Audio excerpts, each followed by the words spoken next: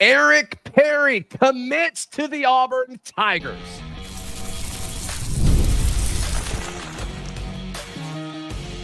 You are Locked On Auburn, your daily podcast on the Auburn Tigers. Part of the Locked On Podcast Network, your team every day. Yes, welcome on into this special live edition of Locked On Auburn. Brian Smith joining me. I'm your host, Zach Blackerby. Thank you for making Locked On Auburn your first listen every single day. Make the portal your second listen. Go check out Brian. Eric Perry commits to the Auburn Tigers, Brian. And this is a guy that you and I spent a lot of time talking about yesterday afternoon. That show will not go up because it is now dated. We're going to post it this afternoon. But this is a guy that has tremendous upside and was kind of flying under the radar until he took an official visit yesterday. Plays quarterback at his high school in Mississippi, and Auburn sees him as a running back at the next level. This is a great story, excuse me, because so many kids get overlooked like this. He plays at a high school that they obviously don't have somebody that's a passer. He can throw it a little bit, but when you watch the film, there's about 5 plays.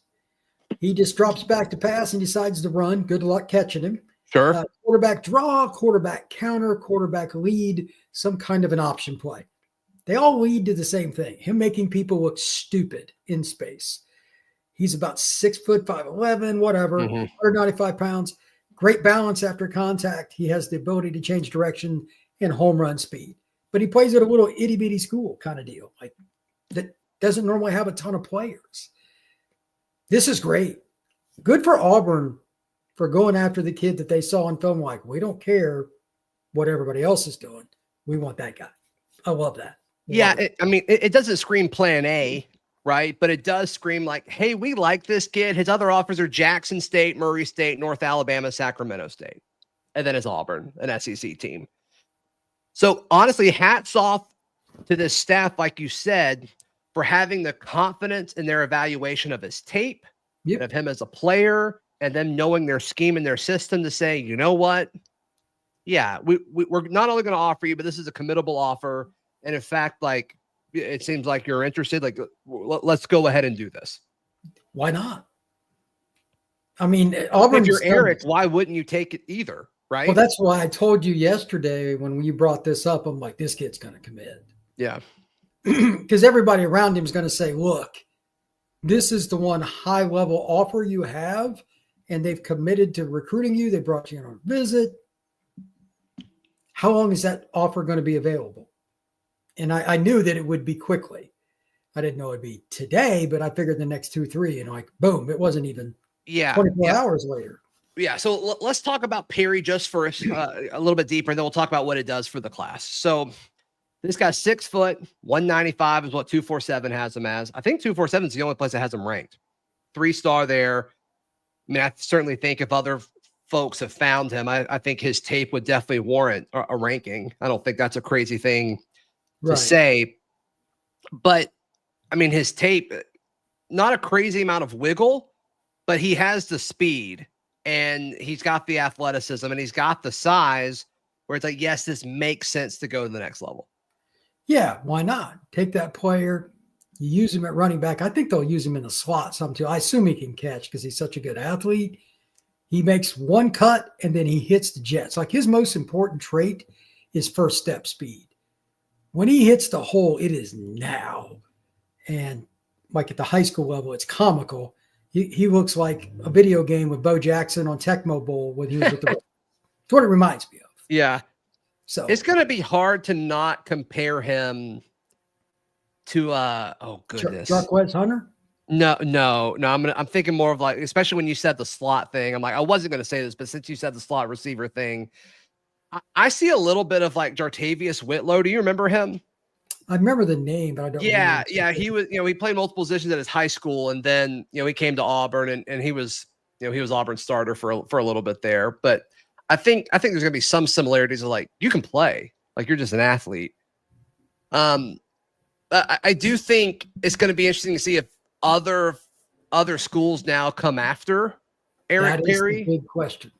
Because this is a pretty bold move for Auburn. And I think you could say like, oh, well, this guy's a diamond in the rough, especially if you're Ole Miss or Mississippi State and you want to get an in-state guy. That could be something.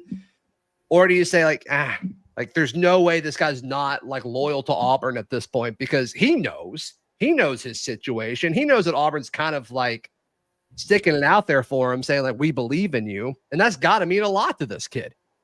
I don't know how it wouldn't. And I bet you his family members, like mom, grandma, etc., that'll mean even more. Sure. Why wouldn't, you want your kid to get the best, and they're the only one at that level that's offering him. Let's take a really close look at this. Why are we waiting? That's my guess. As to your point about other schools, let me answer that for you. That's common. Because those staff meetings, this is how this works. So-and-so just committed this kid, but what's going on at Auburn? When the 4-star kid commits to Florida State or Florida or whatever, it is what it is. Everybody's already scouted him. Mm-hmm. But when this happens, and it's pretty rare, everybody's going to go back and look at his film.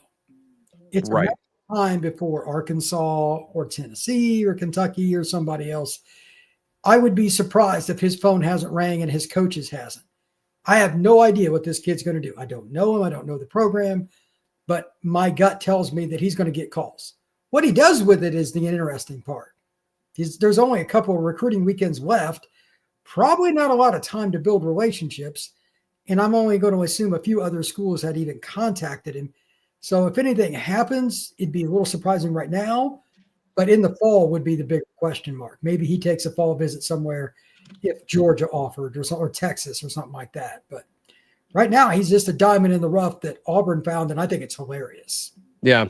Because there's always a couple of kids like Florida State took a kid yesterday. I didn't know anything. He's from Booker T. Washington in Atlanta. One of his visits was to Georgia State. Mm-hmm. But I watched the film and I'm like, this kid's really good. Right. It happens. It happens. It does happen. Does happen. Now the question is, what does the young man think about the other offers that are impending? It's inevitable. Yeah, and there's people in the live chat right now saying this. Like, I don't think this is part of the quarterback conversation. He's listed as a quarterback. I think Auburn sees him as a running back.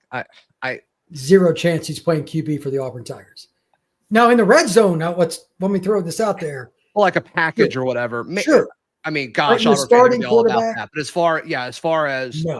as far as what he's being recruited to do, he's being recruited to be a running back. It says QB on his 247 page, but he is being recruited to play running back. So people are saying 3-star quarterback from Mississippi. He's like, he's a running back. As far as Auburn's concerned, that's where he is committed to. He is a running back. Take that for what it's worth. Yeah, I don't see any reason not to. And I think he's a guy that will fit in well with what they do. He's used to running the RPO from the quarterback position. Yeah. Now you just put him at running back. I mean, it's the same kind of concept. It'll be an easy transition for him. I agree.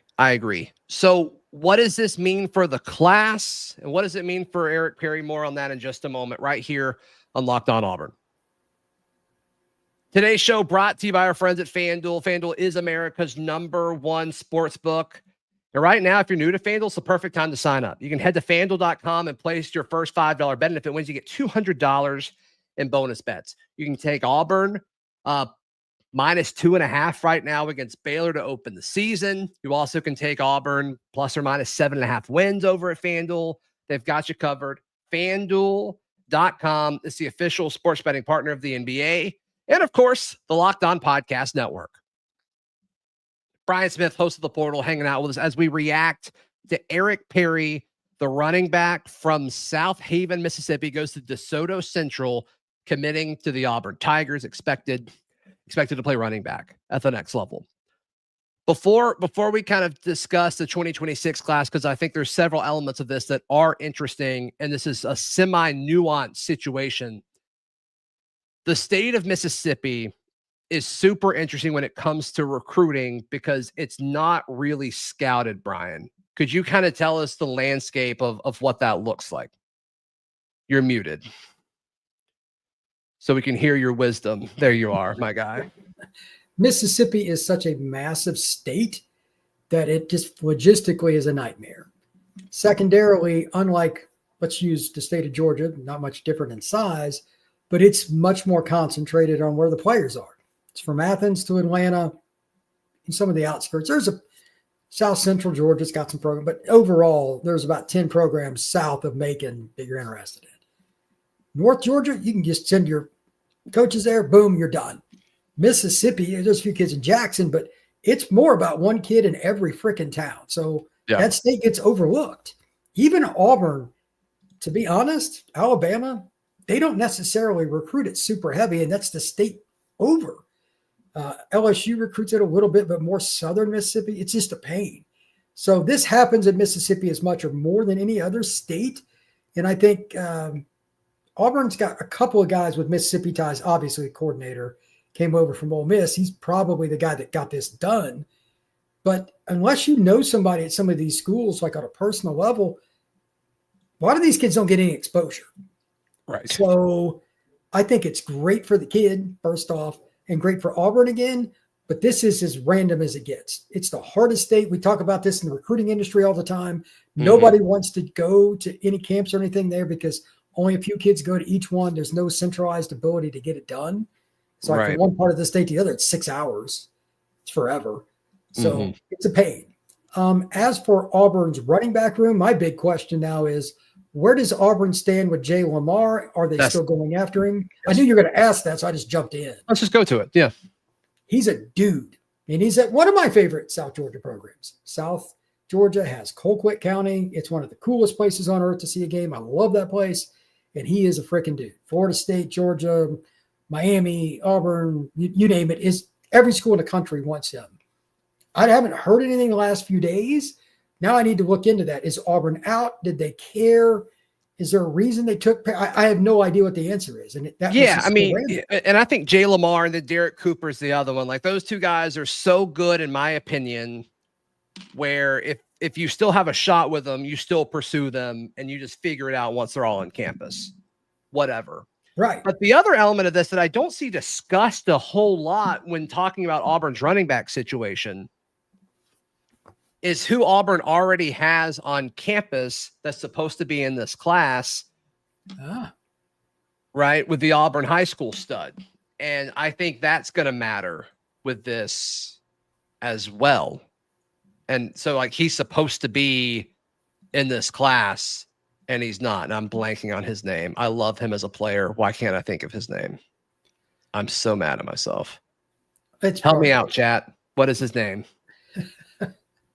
I just had it in front of me a little bit ago, but yeah, I've forgotten about it. Yeah, he's 5'9", 215 and built like an NFL player, but it's not the physicality. Omar Mapson. That was driving me crazy. I'm so sorry, Omar. I think you're a heck of a player, but people forget, like, he's supposed to be in the 2026 class. And so, reclassed. Yeah. And so is that viewed by this coaching staff as, is he just going to be a more prepared, guy when he's ready to play instead of, getting prepared at the high school level, he's getting prepared at the SEC level? I don't know. I'm curious to see how they handle all that. I think that it's kind of dog eat dog world. Auburn's running back room, you get two really good kids in state last year, Mapson being the second, but he reclassed. You got the other kid you bring in, it's a guy who played 1A football, but just broke every record known to man. Which one assimilates to the offense first? Whoever it is probably your third or fourth running back this year. Kind of, depends on how it works out. But Auburn's running back room is the hardest thing. And you and I have talked about this on air and off. We don't know the depth chart for sure because it's situational with some of these guys and what they're good at. I wouldn't want to bank on it. And now you also got to bring to the factor, like this kid they're just bringing, he's 17 years old. I don't even know when he turns 18 yet. And he's going to be at Auburn. It's crazy. So if you don't bring in another running back, I think you would at least try to redshirt Omar. I would hope so. That would be the best real shot. Omar and Alvin get redshirted. It's possible. If you want to do that, you can.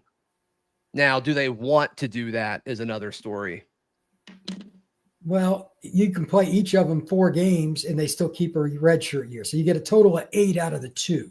And you've got 3 guys ahead of them. I mean, it's running back. So, I mean, guys can miss 3 or 4 games like it's nothing, right? It's just such a violent position.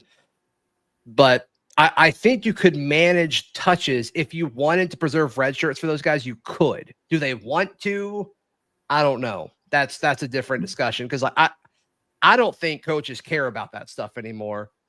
For Omar, it makes sense because he's enrolling early, like Kale Ellis. That makes sense. Like preserve those guys that are classifying early, to give them as much eligibility as possible. But for an Alvin, like I don't even know if that matters. Yeah, Alvin is so used to playing. It'd be hard on him to just sit for the entire season. They got to get him in the game in some capacity. My only question is who, again, adapts the playbook, but more importantly, pass protection. That's the big thing with freshman running backs. It's always iffy with that. Otherwise, your point just a minute ago was the one that you beat me to it. Running backs don't stay healthy. Right. They just don't.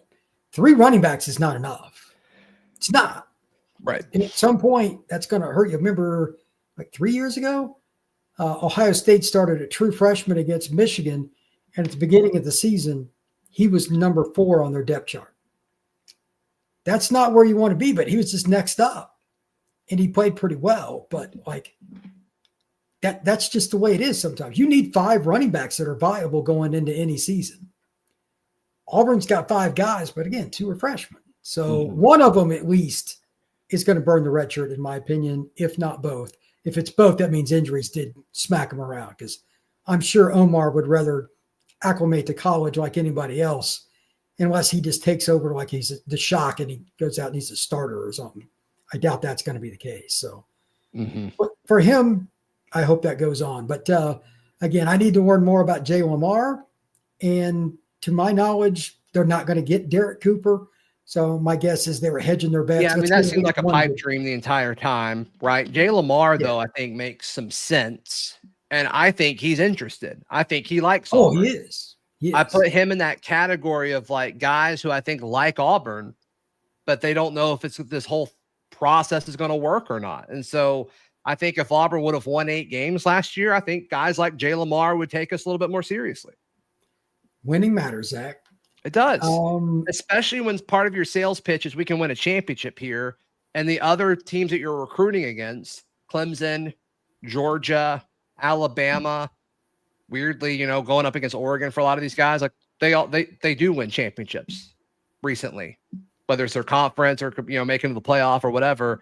And so we're saying we can win championships here, and those other guys are saying the same exact thing, and they've done it. It's like you got to start winning. You got to start winning. I guarantee you that right now Auburn is getting hammered with negative recruiting. And there's really nothing they can do about that because it's just based on what happened last season. And kids have very short memories, as you're well aware.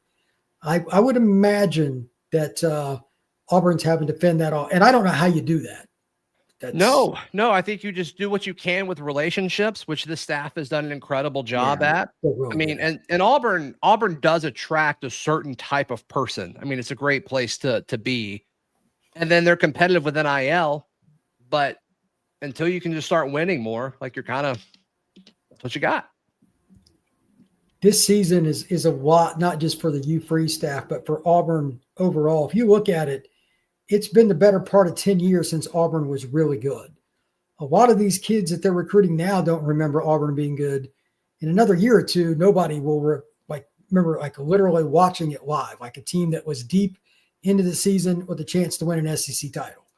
That 2017 team was really freaking good. But since then, they just have been way too inconsistent, and that's going to hurt them. So this year, they need to win at least 8 games, if not more. And that would give them viability. On that point, if they exceed expectations, I'm just throwing this out there. If Auburn goes 9-3, they'll flip some kids. I can just tell you that from being around some of the guys that we interview right in front of the Auburn football. Like everybody enjoys it. The families like it and all that. I really do think it's just win-loss. I think a lot of these guys want Auburn to be where some of these other programs that are recruiting them are. And I think if it was close, I think Auburn would get more of these guys. I guarantee you. I mean, I know you put together that list lately of ranking Hugh Freeze among, head coaches. And it's I think for that reason, you could almost argue as just a recruiter, he's high. You put him at 7th, but it's he could be higher. There's an argument there. It's a weird argument because like he's the one out of that list that doesn't fit. Like everybody else, pretty much there at the very they're top. in the playoff or they're dang close to it, right? Yeah. Let's talk about now the current state of this 2026 class. Do we feel good about it? Because a lot of folks are about to file in across the country. That's next right here on Locked On Auburn. Thank you so much for making Locked On Auburn your first listen every single day. For your second listen, check out Brian's show, The Portal. That is Locked On's recruiting, NIL, and transfer portal show. Boy, do you have stuff to talk about right now over at The Portal. Give Brian some love. He deserves it. He's putting in great work. So Eric Perry is now the 8th commit in this class. And I'm looking at this on 247's site.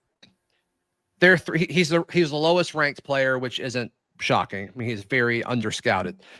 But Auburn's 3 stars, according to 247, Denarius Gray, Parker Pritchett, Wayne Henry, and Eric Perry. And it's just like those collection of 3 stars, it's just like, I don't care what your ranking is. It either makes sense schematically or situationally, or like, I don't know how Denarius Gray and Wayne Henry are 3 stars. It just doesn't make sense to me. Every one of those kids I've either seen live or seen film or both. And I would take all 3 of those if I was Georgia. Yeah. So, I mean, if you want to argue like Wayne Henry or, okay, smaller DB or something, that's one thing. But like some of the guys that I've spoken to said he was the best defensive player last year at St. Francis. Every kid at St. Francis on defense plays Division I. Yeah. So yeah, I think it was Blake Woodby who shared a screenshot of the defense, and there was like the school written out of where they went, and it was unbelievable. And thank goodness a few of them were Auburn. Like, thank goodness. Yeah, P4 for pretty much everybody. If I was to guess, I don't think anybody. I think they were all P4. Yeah, it was insane. It was insane. One might have been a military academy, but that might have been a call. If that's your low end player, that also may have been like he may have just wanted to do that too. Like you never know. So that's just and then Parker Pritchett I think is a solid interior lineman that you can't have too many of, and it's hard to get those extra stars when you're an interior offensive lineman. So whatever. So when you look at this, Auburn's continuing to slide down the rankings in the 2026 class. It's not because I think they're doing a poor job. It's just we're in this weird spot where not many schools are getting commitments. And if you are one of those schools, you're ahead of everybody. But you're predicting the next 3 to 4 weeks, it's about to be crazy with the house settlement stuff being done and official visits ending on June 20th, I believe is the last weekend of official visits across the country. After all those are done, there's a chance that it's about to be insane keeping up with all of this stuff. Yeah, here's the deal. All the kids want to commit somewhere around like June 25th to July 8th, 9th. July 4th this year is a Wednesday. So you go 4 days later, it's a Sunday. Between the 4th and the 8th, that's the end of it. The kids want to be done. They want to have everything before the season. This is where it gets interesting with the house settlement / the collectives. This is directly with Auburn. On to Victory is a tremendous collective. For those that do not know, and I still don't see how this is going to work. This is going to be a catastrophe. Welcome to the government. They're getting involved. Everything is Congress and all that stuff. There's going to be a group that overlooks the new quote unquote collectives beginning July 1st. So everybody wants to get their deals done before then, by the way. Mm-hmm. Every single deal that goes over $600, which is 99.99999% is going to go over $600, obviously. Right. They have to go through this clearinghouse if the number matches your worth. Number one, there's going to be lawsuits. That's coming.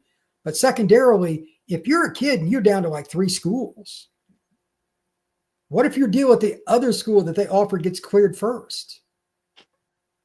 No, I'm being serious. No, it's such a disaster waiting to happen. Like, seriously, I'm just going to throw something at you. Let's just use Jay Lamar. Okay. Georgia, Florida State, Auburn, you name a school, they're after him. Yeah. If his deal to Miami, and Miami's got a ton of NIL anyway, if it gets done first, you know what I mean? Like, this can change where kids go. Oh, yeah, for sure. This is a problem. It doesn't work. And I'm going to tell you what's going to happen immediately. The first time that happens to somebody, that'll be pretty much in the first 5 days of July, the bags of cash are coming out. The days they're trying to get rid of it's just going to go right back to it. You are not going to, in any way, even by accident, circumvent a school's chance to get an elite player, beginning and end. This clearinghouse is a joke.